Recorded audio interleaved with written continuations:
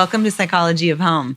I am here talking to Colleen today. She's lived in her home for 8 years, and I think you bought it from your grandmother? My grandparents, right? Okay, so it's been in the family, and you have 3 kids, a 6-year-old girl, 4-year-old girl, and a 2-year-old boy. That's right. So that's a big full house. Yes. So yeah, tell us what's going on with your house. You reached out and we just looked at the photos together, and just give us just kind of the big picture of what's working, what's not working. Yeah, I mean, essentially, like my focus shifts from room to room is like whichever room I hate the most at the moment. And about a year ago, I tackled the kitchen dining room area, which was like that was a big problem. The background is, so my grandparents lived in this house forever, but they lived here in the summer, and the rest of the year they would rent it out. So it's full like rental mode, like cheapest everything. Yeah. My grandparents, they were from Arizona. They loved white. Like everything was pure white. They got those white tiles. Yeah, I saw the tiles. We have these beautiful like wood ceilings. And the middle room was spared, but most of those were painted white. The tiles were? The ceilings. Oh, the ceilings were painted white. Okay. Cedar ceilings. Oh, okay. So then the house got a little shakeup when it went full rental for a couple of years, where it got all this like nasty carpet in it, and all the walls were painted and probably not very well taken care beige-ish, of. Yeah. And for a long time, we thought we were going to do like a full reno on the house or like even rebuild. But then finally, I think we just decided that didn't make a lot of sense, like financially. Yeah. We could go buy another house, but it's hard to tear one down and rebuild. So then in the last few years, I've been like, okay, well, what do I do with this house that previously I was like, I'm not putting a cent into this if I'm going to tear it down. Yeah. If you're in that mindset, you're just kind of in limbo. Right, exactly. And it's a painful place to be in. And in the meantime, I'm like having all these babies, and we're like getting pushed out of all of our like living spaces we had previously been using.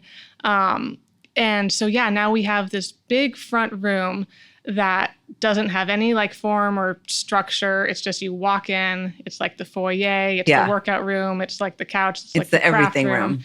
Yeah, and it's not working. So we just kind of don't use it. Like I said, the kids do craft projects in there. They practice piano. My husband does the Peloton a lot in there, but that's not really how I want, like, what I want the entry to our home to be. Yeah. And we also just, like, it's I think an 1,800 square foot home, and that room is a lot of that. What is the square footage? It look like almost like 400 or 500. Like, is it the size of like a normal garage? Is it? It might even be bigger than our garage, which is very small. Yeah. But yeah, it's probably about that. And we just don't use it. It always feels messy. And so where do you go if you're not using this hub of your house? Like, it's right in the middle of everything, and it's where you should be hanging out. Right. Well, so there used to be a TV in there, so we would sit there a lot more. Now the only TV we have is in we have a kitchen/family dining area. And that place we did do, I found a designer that I liked, and she did a great job on it. Oh, nice. Okay. Well, she did a great job. She left. I decided to do the project management myself, so that's been like an ongoing process. Okay. But we ripped out the nasty carpets, painted it. I got some fun, bright wallpaper, and that has like a couple big easy chairs and a TV and like a little play area for the kids. And then it's right by like the kitchen table. So there's that area. So you're hanging out in there. We hang out in there. And that is nice and it works. But like if you have people over and you want to like chat, like it's like the only spaces in there are like a dinner table or 2 chairs facing the TV. Okay, yeah. So I just feel like we're kind of missing that, like, let's all hang out and relax and maybe not stare at a TV part of our house. And other than that, it's just we have the bedrooms. Well, and the saddest part is it's a beautiful room. Yes. Like, it's a really gorgeous room. Like, it's 20-foot ceilings. Like, it's like 2 stories tall. So that's the good news. People walk in and they're like distracted by all like the bad parts. And they're like, why are you complaining? Like, because they're just looking up. And I'm like, just keep looking up. Don't look at what's actually in this room. I mean, it's kind of a gut job in that nothing's working for you in there. So that's like, you usually start with like, what is working about this space? And then it is, how do we really want to use this space? And you've kind of defined this space as, it's got the desk area. So what goes on there? Do you guys actually sit at that desk and work on a computer, or is that more the kids are using it? Yeah, the kids use it. So that's the good news. Like, I like the piano is nice. I'd like to keep that in there. Yeah. We have like that one nice bookshelf. But other than that, the good part is I'm not like super attached to anything. Yeah. Like, we liked that couch a lot when we got it, but now like, I think we've gotten too much stuff in there. So either that big L-shaped couch should go or other furniture should go. I'm not like... Yeah, you're not wed to anything. And I probably wouldn't be able to feasibly do like a huge, like, construction project in there, but something minor. Like, I know my grandparents actually, they just like to just come in and strip out character, I think. Like there was like a half wall when you walked in, like where that bookshelf is. You walked right in, there was like a little ledge wall, whatever you call that. So there was a little like a pony bit wall. Of structure. What do you call it? A pony wall. Okay. Yes. Yeah. So it probably did a decent job of creating like a little entry area. Mm-hmm. So it kind of defined that area. Because right now, you just literally walk in those double doors and you're in the space. So you're just like, okay, now what do I do? Where do I put my stuff? And you've got a bench there, so you can sit there and shoes underneath it. Right. So that's usually like a cascade of like, jackets coats and all that kind of stuff. That's your mudroom, basically. Yeah. Because you said that you don't really come in through the garage is detached or? Yeah, it's connected, but there's no door. Oh. So I guess not connected. Okay, yeah. But it's right next to the house. Yeah, you need a door. Yeah. There's no door. So that's the only way in is through the front door. Yeah. Okay. Yeah, understood. So yeah, I feel like the biggest thing, like if I was coming in there, I'd almost want to take everything out and like start over, but is that question of what's working. Mm-hmm. And outside of the piano, like, I don't think there's one thing that you're like, this absolutely needs to be there in this physical form. Peloton, maybe, unless that could go somewhere else. Maybe go in the bedroom, which wouldn't be ideal. But like, if we had a good thing going in the front room, I think that would be a worthwhile trade-off. I feel like Peloton in the bedroom would be great. It's not my normally I would just like prefer a home gym, but you're just not. I'd like it in my home gym, please. Yes, I know. Exactly. That's my point. Yeah. It's like, it's not always an option. So bedrooms are good because at least no one else uses your bedroom. It's That's like, true. It's kind of your personal space. So I feel like it's a little bit more hidden from guests, and it's not all about hiding things so people don't see the ugly in our houses, but it's more just letting this room really have some life because it's beautiful. It just hasn't been fully realized, or maybe not for a while. I'm hoping that one day it had its heyday, but it needs its mojo back, Yeah, no, I remember my grandparents had it set up nicely. They had their like nice beige rug or couches and like their nice like very generic floral area rug. And I was never super excited about it, but I was like looking back, I'm like, it worked. It was like a nice room. Yeah. Yeah. I think it's about, fully going for it and being more intentional about it, in the furnishings, in the, table lamps, area rugs, just really like making a plan and, just kind of like you did with the designer that you worked with in the kitchen, great room area. And you don't have to work with the designer again. It's just more about really creating some intentionality around that and taking out the pieces that are not working, like the Peloton, maybe that desk, since you have a place for the kids to play in the kitchen. You said that you've got a little table and chairs for them. It's just like the dining room table. Oh, yeah, that works. So, it's really, to me, my approach with stuff like that is stripping it away first.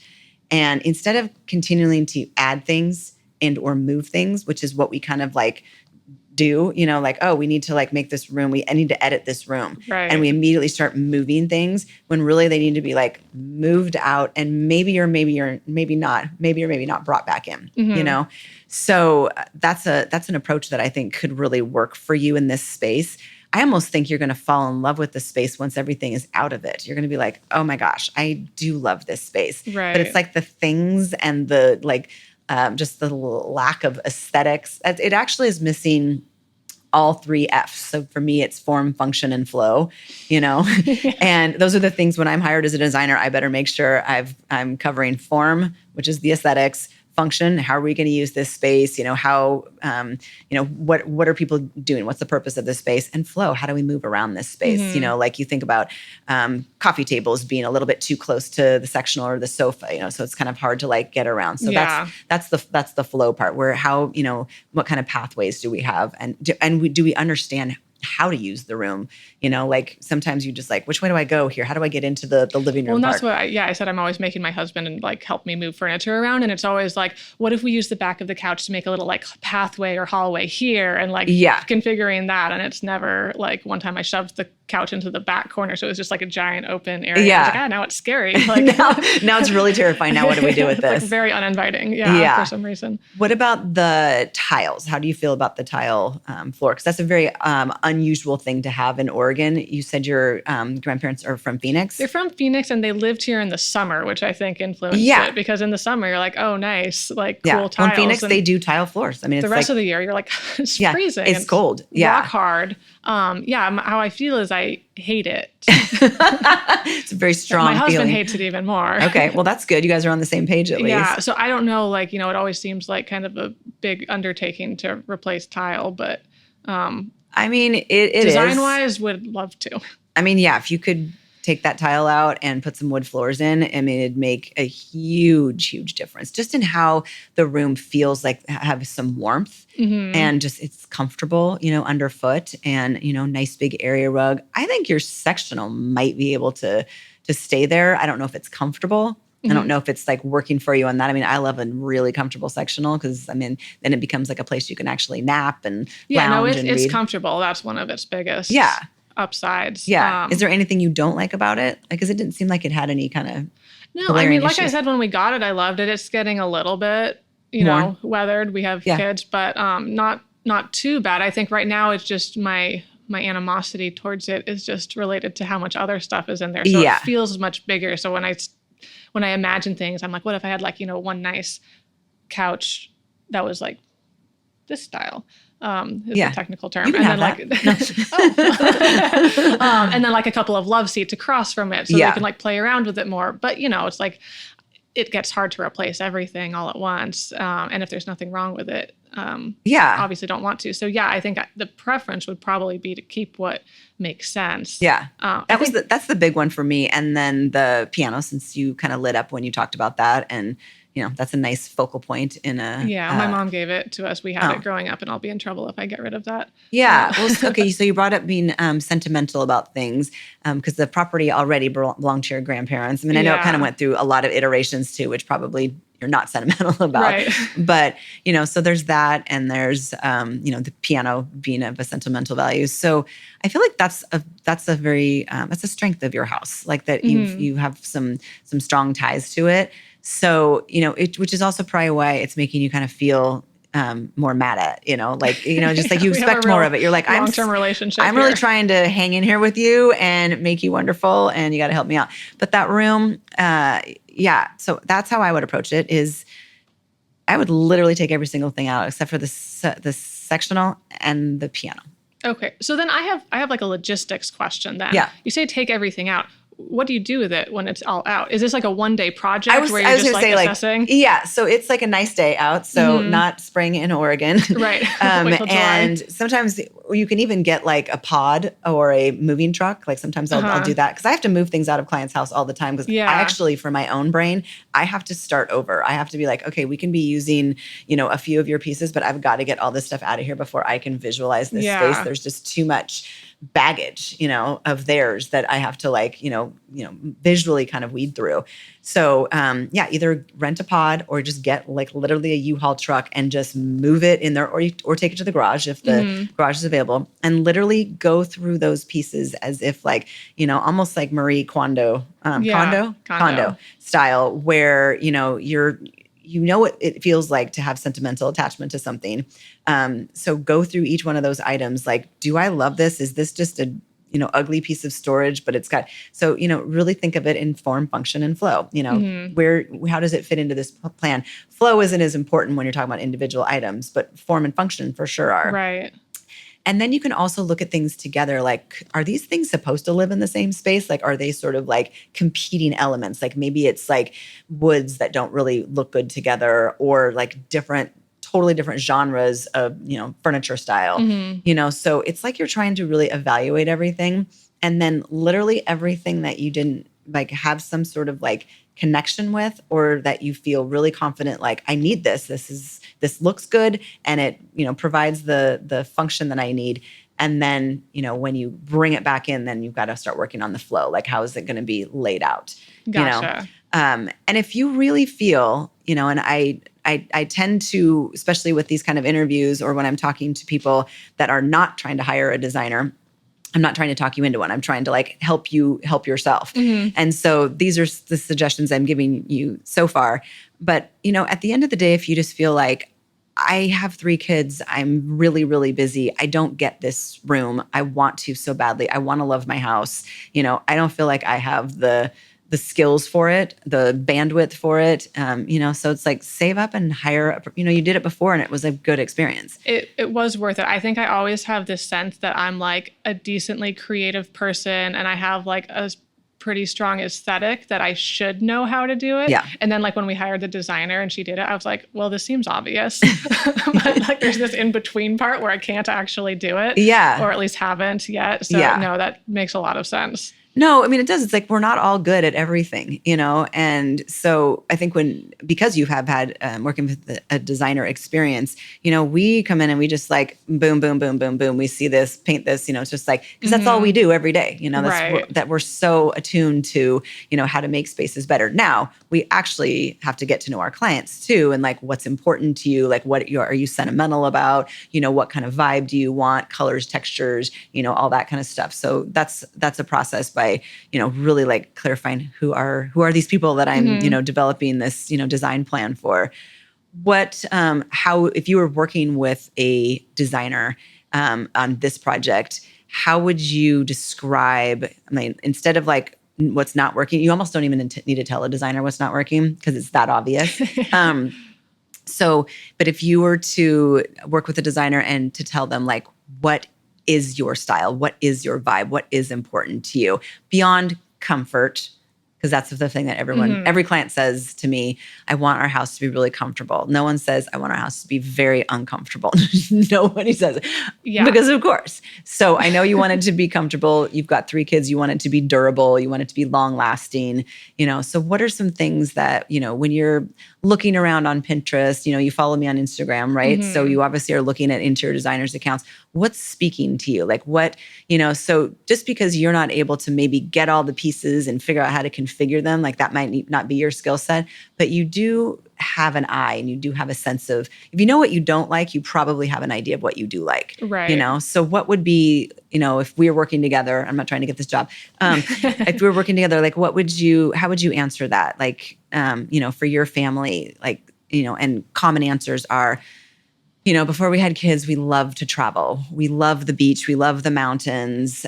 We love going to Mexico. We bought a bunch of like artifacts when we went to Mexico. We collect pottery. Like, what is it for you that is, that you'd want to have, be part of the design scheme? And you don't have to have an answer to that. Some people are like, I don't know. I've been working or raising kids and I haven't done anything for myself. There's been no self-exploration whatsoever. And I just don't know. So that's okay too. Like, even if I have a client like that, we get somewhere, I just have to do a little more work at, sometimes we're just like developing that in tandem right there. We're just like kind of cultivating it together.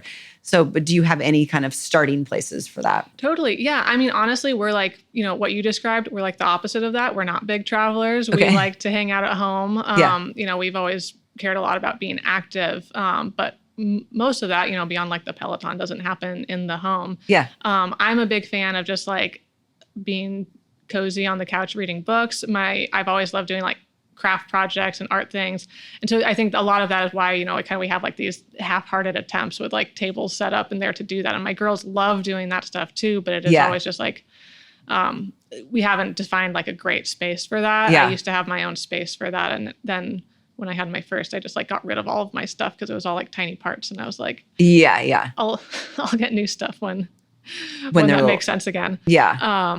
But yeah, so I guess if there was a way for a room to be like both a good meeting, hanging out place, but where I can also like curl up and read a book on my own. And like the secondary thing would be if there was any way to like nicely put in kind of some like art or craft station too, in a way that looked like not a little kid zone. Yeah. Well, I was going to say you have those, it's 2 walls really that you have that are pretty windowless, right? Yes. The wall, when you open the front doors, the wall directly to the left, that's a big, huge potential for a gallery wall, right? Yeah. Yeah, on the way down. And then the other wall is where you've got the desk. There's quite a bit of wall space there. And I do feel like that type of room with its big, almost museum-like, cathedral ceilings. And I think it could be a really good opportunity for like a true art gallery. Oh, that's such a good idea. Like really like and it doesn't even have to be expensive art that you are collecting and curating, like investment art. I'm a big fan of the IKEA Ribba frame. It's like just all white, and they come in different sizes, but you can, mix and match different sizes if you want. You could even do kid art, it's like, but just how you frame it and how you lay that out, or maybe all the frames are the same size and you just have like them going across that wall, something that just feels something that you have a connection to. Yeah, no, I love that idea, because that's like, I want to fix everything, but I feel like without even fixing other things, we could add like some interesting element. Yeah. Kind of as an aside that always bothers me is that we've somehow ended up with everything in there being kind of like grayish or whitish or wood, and there's like nothing in there that like pops at all. Yeah, and or has like a lot of texture to it. Like I think a big, beautiful textured rug that's just like you want to sit on the floor. Like I could imagine the kids. When my kids were that age, they would sit in the living room, and I had this big, huge coffee table that literally they could do anything to, and it was fine. I don't care if like the paint water spilled. Yeah. It was just this big rustic wood coffee table, and they would just sit there because they're like, this big, and they would just sit, on the floor and with their little feet underneath it, legs stretched out underneath it, and then they would just do crafts and puzzles and games. Oh, I love that idea of having like a big coffee table that can be like, because I keep thinking about setting up some other like little station, but if you just have one open work area that because if you're this big, that's like you just and you're a kid, you can sit on the floor, so you get a nice big rug that also is low maintenance, and if things spilled on it, you don't care. So really like you've mentioned art and kids and these tables, but I think instead of having all these little stations, just have a station for the whole entire family that everyone can, because that's the missing thing too. You're not using this room, so if you did I'm talking a big coffee table and not a blocky one, something that legs can go underneath it. Gotcha. So something that's on legs, because that's important, because it's not comfortable to, saddle up to something like where you can't. Because kids will get comfortable and, and they want to be with you. And because I think it would take some pressure off everyone being in the hub, the kitchen hub too, just being in this beautiful room. Yeah. So I think gallery wall, seriously look at that Ribba frame. It's like so cheap and so perfect. I use it all the time, and it looks really expensive, and it's like $15 or something crazy. Wow. For like the 20 by 20 square. Yeah, that is hard when you're like, I'll just put up some nice frames, and you're like, oh. Yeah. Oh, okay, framing can be like crazy. But I loved having kid art up, Yeah. And so the big coffee table, keep the sectional, nice big rug, and then just the decluttering. And, the bench you're going to want to keep in there. That's, you've got, that's the mudroom. It really is. Right. So, but again, just really going through that stuff and getting rid of the stuff that just really doesn't pass that form and function, test. So, anything else that you can think of that just while you're here talking to a designer? Yeah. Well, I am curious, I talked about maybe trying to take that like side closet and see if that could like be like a little mudroom area. Yes. Like, do you have ideas for something like that? Or, I mean, that could easily be the mudroom. That's a full reach-in closet. So, you could take the doors off. You could probably even take more than just the doors off. You can probably just open up that area, just so it's not such a little cubby all of thing. our closet doors are also like that, like kind of cardboard with like aluminum framing. Oh, it's like really nice. Yeah, very nice. It falls off the tracks at least 3 times instead a it was a week. rental, so I was probably just put the cheapest thing in there. Yeah. But get those doors off of there. Get all the tracks out of there. Maybe even cut it, wider and taller if you can. I think as big of an opening as you can. Yeah, because it does have the like. Got a header above there. There you go. Yeah. Yeah, I didn't even think about doing something simple like that. You could even do like a built-in bench in there. Like I had thought about that because I'd like, a little like, I imagine anything like that will end up a huge mess, but at least there can be something like pretty supporting it. Yeah, but then it's just kind of tucked in between, 3 walls too. So I feel like it's less, if you have all that junk and it's just out sitting in a wall in your living room, it kind of feels a little bit more haphazard and messy. But if you had it kind of tucked into that area, and you could even just do a bench that was literally literally just a piece of wood. I mean, a shelf and a bench are actually the same thing, when they're just, 18 inches off the ground. And then you just you cleat it basically to support it. And then you can use the space underneath it for like shoe baskets and bins, things like that. You could have hooks, above it. So everyone can hang up their coats. You can even do, staggered hooks so little people can hang up their things too. Yeah, cute. And then shelves above, or even shelves with some wire baskets. I love a wire basket for high because you can reach in, so those kind that have the, that come down in the front. So you can actually reach in, grab your scarves, grab your hats. But that could be a huge improvement to all the stuff that you have, lingering in your living room, and you kind of need it for the function part. But that sort of answers that. Yeah, no, that's great, because those closets really are like not optimized. There's like a shelf and then like that's all they else, ever do is just like open shelf and rod. Yeah, so like most of it's like there you go. Empty, but okay, no, that's awesome. Do you have another place for coats though? Or would that would just we have a couple other closets down the other hall that are like similarly not very cute. But and you'll have hooks there anyway for either, Yeah. So then I had another question about the whole like front entryway situation too, because like one thing we like absolutely have to do is get a new door. Like we have these big double doors and they're not secure. That's a problem. You could probably do like a forceful push. Okay. And also just like weather, like, anyway, they're just terrible and like the kids can barely open it. Yeah. So we need to replace a door. And I like just looking online, I'm like, okay, there's like a million types of doors. I mean, if it were me and I've used this door, I don't know, 100 times, just a French door that's a full light. So just get the light. I mean, I just think any opportunity you can get light. And like for my front door at my house, I only have room for a single, but I have it frosted because it faces the street, and I don't want people to see in. But I wanted the light because my entry when I moved in was just so dark. It was just a solid, ugly door. And so, just getting that light, even if it's diffused light like mine is, because for the privacy. But if you don't need it for privacy, you haven't shared what people but if you don't need it for privacy, I would just go full light. Okay. Because it's not like if people can't look in from a street or anything like that, or maybe it's near a neighbor's house or whatever, but depending on what your orientation is, my favorite is just full light, no diffuse, no nothing, just to get that, because it actually bring in a lot more light, and any light is good. Even if you have a well-lit room, just. Well, it's funny in that house, like growing up, I just remember it being like this big, bright house inside. And then like all of the trees grew up around us. And like, we have just massive trees and the whole thing is completely like shaded in. So it's like, it's nice. It stays cooler in the summer, but like, it's like we have a million windows and it still stays so dark sometimes. Isn't that interesting? Yeah. Well, trees. Yeah. What about what facing is that front door? Is it north, south, east, or west? Or do you know? I want to say west. Okay, so you'll get that beautiful evening light coming in. So like, depending on the season, imagine northwest. Okay, yeah. Still, north is our least favorite. It just kind of doesn't really do much for light. It helps. I mean, my entire house is facing north. It just has a ton, literally like a wall of windows, on the entire back. So it still feels light. But if that were south, I'd have to have shades. I don't have to have anything. Yeah. But I think getting rid of those doors, they're about $1,000 for a double set of doors. And I'm talking just like Home Depot. Okay.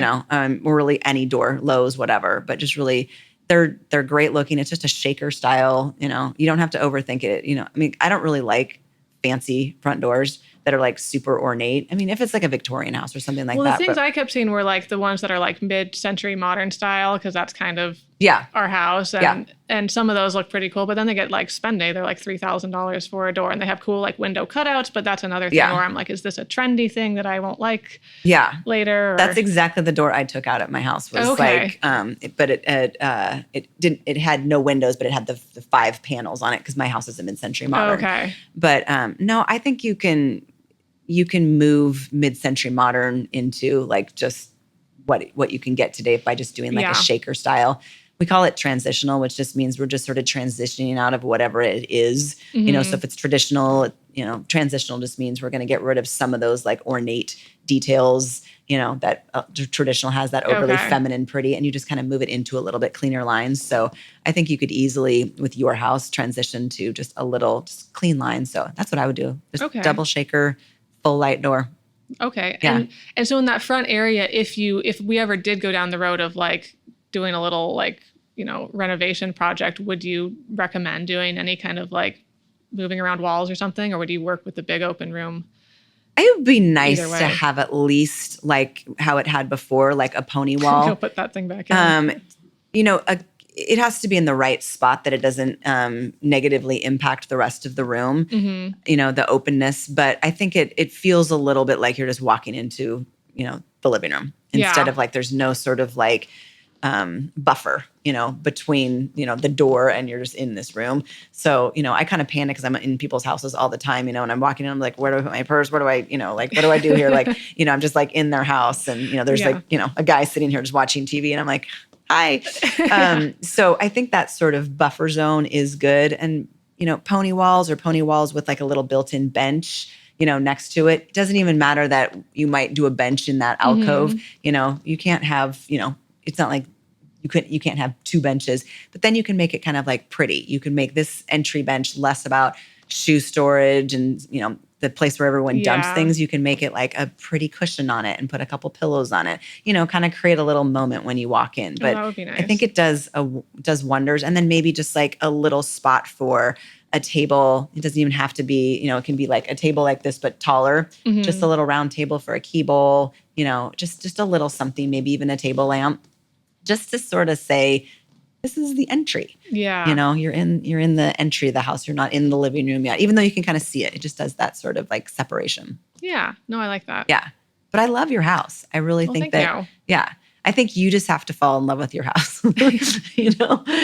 Yeah. No, there's a lot of things I really love, but it is definitely like, my grandfather always, like growing up, my mom, he would like rent or buy places all the time, flip them. And it was all about like doing it the cheapest, fastest way possible. Like he would do things like shove a cabinet in like above a toilet in a little nook and like not even nail it in if he could like get away with it. And anything that's not seen all the time does not get painted. So we've had a lot of fun surprises in the house. Yeah. Well, and that's really reminding me, like, you have a lot of baggage with this house, and like that, even though that's your grandpa's story, it's not necessarily a positive, memory or make you think of your home he got positively. Things done, but no, he was very expedient. Right. But, so it's like kind of unburdening the, yourself of this sort of negative baggage that you have with your house. So you can love it again. Like, as a designer, I'm just looking at that room going, oh my God, let me get my hands on it. It's just like, it's beautiful. So.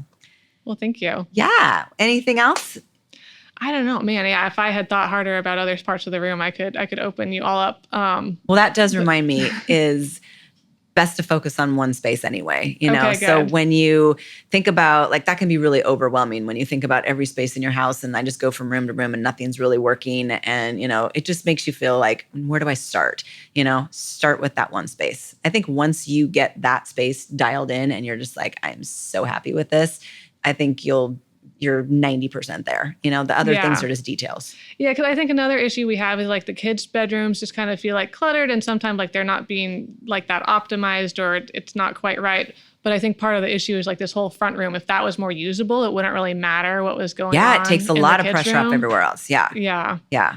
Well, I hope you do this and get this room shipshape, and I hope you keep in touch and get me some photos of it all beautiful. Yeah, well, I feel very motivated now. Thank you so much. And if you just really get stuck, find that designer or hire a designer, because life's too short. Oh, absolutely. It is. I love it. And you got plenty to do anyway with your 3 children. So, well, thank you so much. I really appreciate it, Colleen. Yeah, thank you, Cami. Okay.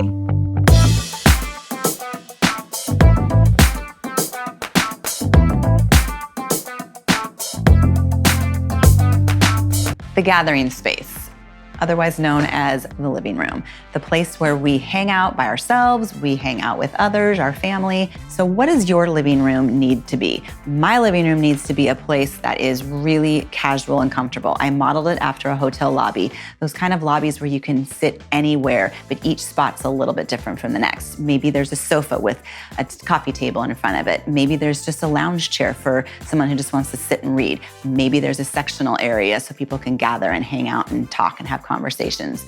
I'm kind of an introvert, so I like to have places where it allows me to be with other people, but I don't necessarily have to engage with them. I could even pick up a book and feel totally at home and comfortable, and that wouldn't be like a weird antisocial thing to do. But whatever it is for you, like if your family is really social and you like to be a person who entertains, maybe you're the hub of your friends and family, by all means, have a big, huge sitting area. Everyone's looking across from each other and hanging out. Maybe you like to do puzzles or play cards. Maybe you just like to talk and hang out and have fun. So whatever it is for you, there's no rules here for the living room. Just make sure it works for you and your family. Meet George the dog. He's not a very good greeter. Okay, we're moving on to the next one. Oh, we're just gonna keep going. Well, Okay. Yeah. Okay, sorry, I didn't know that. I was like, why are you guys looking at me? I just said it all. Okay, so.